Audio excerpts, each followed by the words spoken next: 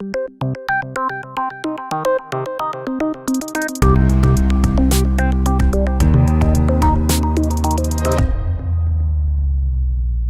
there, I'm Scott Lowe with Actual Tech Media, and thank you for joining us for this Discovery Series video.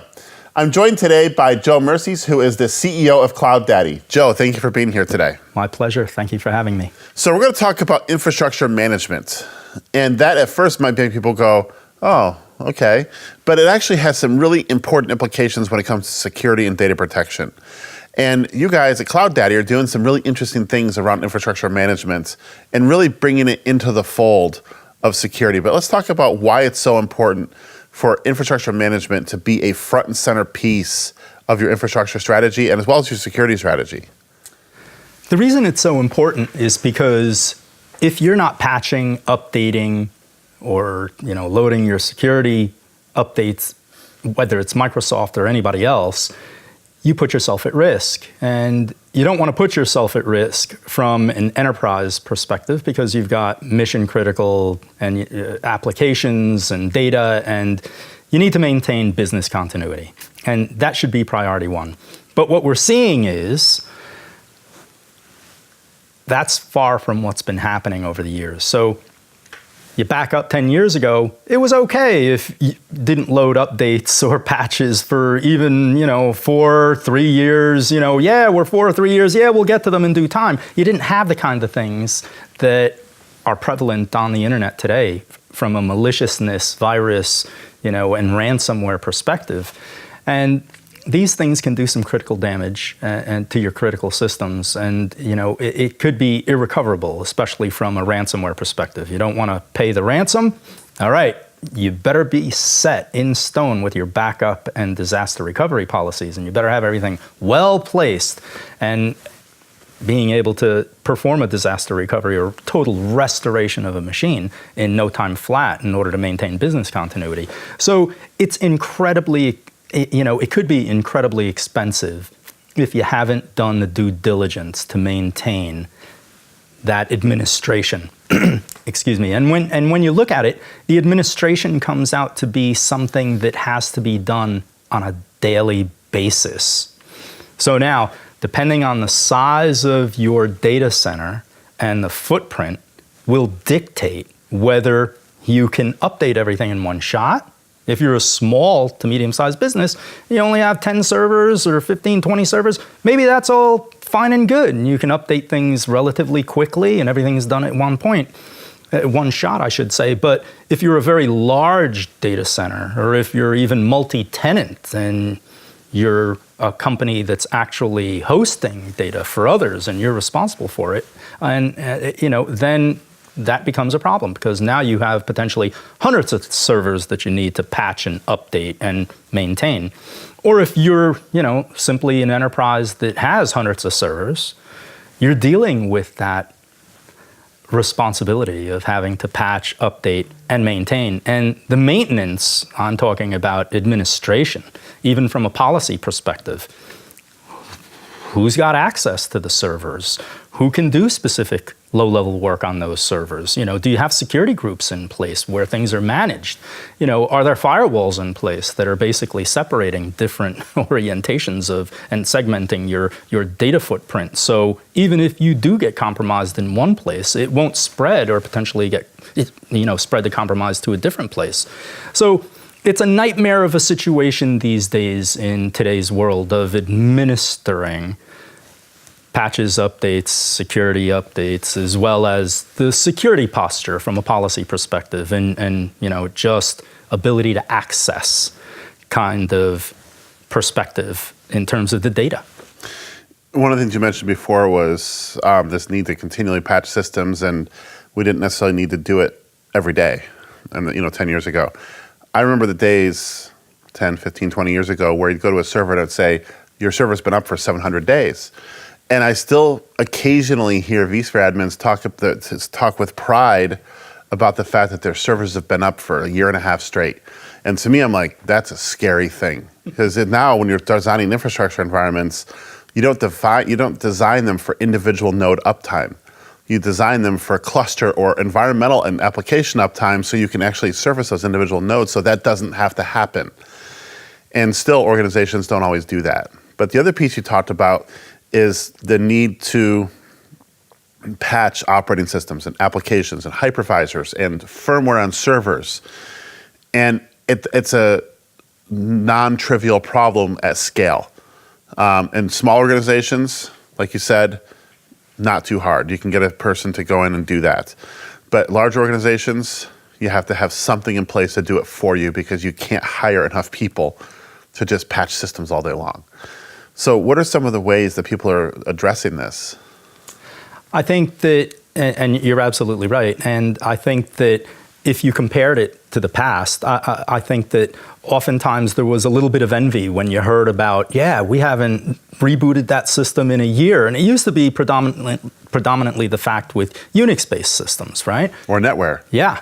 NetWare, my Novell NetWare 3.11 server has been up and running for the past 2 years and we haven't touched it. Well, if you would have had that same system up today and you haven't touched it, that would be a major problem. Most likely it wouldn't have survived because it would have been infected with some kind of maliciousness, which would have required it to be patched and updated in order to prevent it from happening again. At that point, once you have the discontinuity, the breakage in terms of your mission critical app, you're going to put policies in place where that doesn't happen again, right? And this boils down to the upkeep of those systems, the administration, which is constant, as we all know.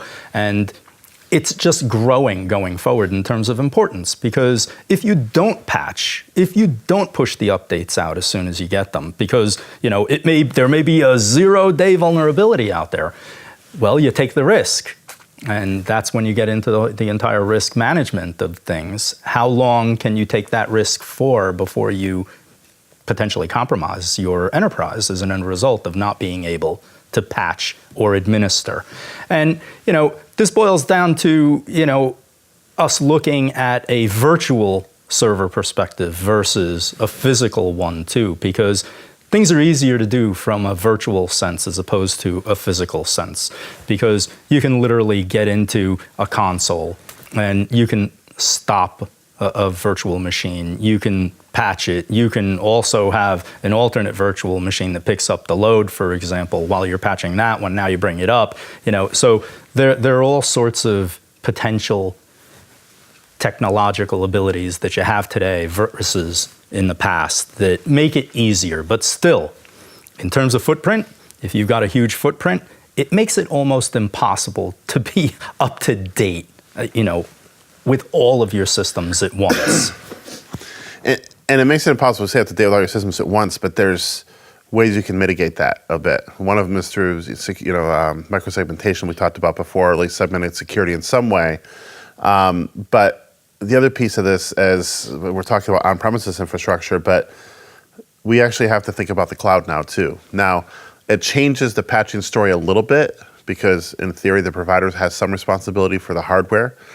But you're basically abstracting away that piece, and you have to then deal with the application and operating systems in some cases, depending on what you're doing, but other things. So what are some of the challenges in Amazon AWS, for example, or in an AWS type of scenario where patches, updates, and policy changes have to be considered by administrators? And how does that differ from what we're seeing in an on-premise environment?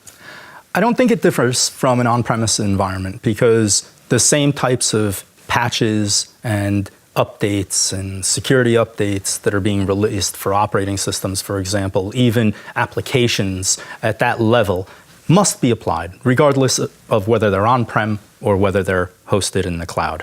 And you mentioned AWS. From an AWS perspective, it doesn't matter. You're going to maintain a hybrid type of cloud scenario where you've got a portion of your data center that you're hosting and maintaining, and it's totally your responsibility. Well, guess what? The Amazon Web Services side, okay, you're not dealing with the hardware that is the foundation of what you're running. You don't have to worry about that, but you do have to worry about the operating systems and the applications that are running on that virtual machine in that virtual cloud setting, and you still have to have the exact same considerations and the exact same scenario unfolds in terms of administration. And what we're doing from a Cloud Daddy perspective is making it easier, at least to back up, replicate those systems, and also deal with those backups in terms of policies and whether you want those backups to remain indefinitely from a permanency perspective, or whether you only want them to live and die after a certain point of view because they're being replaced up in the cloud. Makes it much easier. So we start to think about infrastructure management. Security and data protection are key pieces of this. What is Cloud Daddy doing to bring all of this together into a cohesive whole that helps people really improve their security posture in an AWS environment? Because Cloud Daddy focuses solely on AWS workloads, correct? That's correct. So in that context, briefly, in a 30,000-foot view, how is Cloud Daddy bringing it all together to help organizations improve their security and data protection postures? At Cloud Daddy, we believe that those three aspects are supremely important in terms of what normal administrators do and what normal enterprises, your average enterprise, has to deal with on a daily basis. So those are the three pillars, so to speak, that found Cloud Daddy, and that's the foundation of our Cloud Daddy Secure Backup solution. And those three pillars that make up that foundation consist of backup and disaster recovery, the data protection side, advanced security in terms of instance firewalling and integration of Amazon Web Services, web application firewall, firewall rules, templates, security groups, et cetera. That all folds out under that. And then in addition to that, you've got the infrastructure management, where you can see your infrastructure, whether it's volumes or instances, AMIs, or Amazon Machine Images, as they're referred to as, RDS databases, Redshift clusters, et cetera. You can see them, and they're in separate tabs, and you can see them all, very, very easily. So that's where we believe our product and our solution is unique in comparison to the competition, because we've taken those three pillars and we brought them together within one solution that focuses on all three. It strikes me as we were talking, one of the things that just sort of I had an epiphany was you're bringing security into the fold. You're not treating security as a secondary thing to focus on. You're really addressing security right from the beginning. In everything you're doing. So it's a first-rate player in the organization. It's part of the infrastructure. It's part of everything you're doing. And you are not treating it as a separate silo of things to deal with. Because nobody wants to buy security, like nobody wants to buy insurance. But when it's already baked into the environment, it's great. You don't have to think about it then as much. You still have to think about it, but it's not something you have to focus on as much. That's right. We're not telling you to get rid of any of the, security countermeasures that you've put into place. Most likely you've got all sorts of firewalls in place, and you've got other SIEM tools that you've implemented in terms of being able to, detect things, especially from an antivirus point of view on desktops, et cetera, as well as servers, as well as, there are tons of tools out there that allow you to look at the policies and ports and, give you reports and alerts and all sorts of logs where you can, get these reports and then take action on what to patch or fix, or what's lacking on a specific box. However, with the progression of technology and with the progression of malware and all sorts of cybersecurity threats today, we live in a world today that needs to be security focused and needs to be conscious of those threats. So that's where we believe the uniqueness of Cloud Daddy's solution comes to the forefront, is because we've thought of multi-tenancy, and we've thought of advanced security, and we've thought of adding in the infrastructure management as a foundation to the product and growing into the future with that. So when you think about your backup and disaster recovery, it should take a paramount point of view in the back of your mind. You shouldn't go to sleep at night, if you're a CIO, you shouldn't go to sleep at night thinking, oh my God, what happens if we get hit with ransomware in the morning, and are we prepared? You should rest easily knowing that I've got an implementation, or I've got a solution which is, number one, able to back up and provide me my disaster recovery by replicating objects wherever I may need them, being volumes or instances, AMIs, etc., and also is taking a security focus and maintaining a view on what's happening and taking action on anything potentially that is going on within my infrastructure hosted on AWS and protecting me by adding an additional layer of, cybersecurity countermeasures on top of what I already have. And then you bring in the infrastructure management piece, and it's just, okay, I see all of my infrastructure before me. I can back it up. I can replicate it, cross account, cross region. If you compare it back to the old days, how did you do DR? Disaster recovery. Poorly in a lot of cases. Exactly. So you had your tape backups from your tape library, you put them in a suitcase, you took them off site somewhere. Maybe you put them in, some third-party facility that was locked up in a vault, right?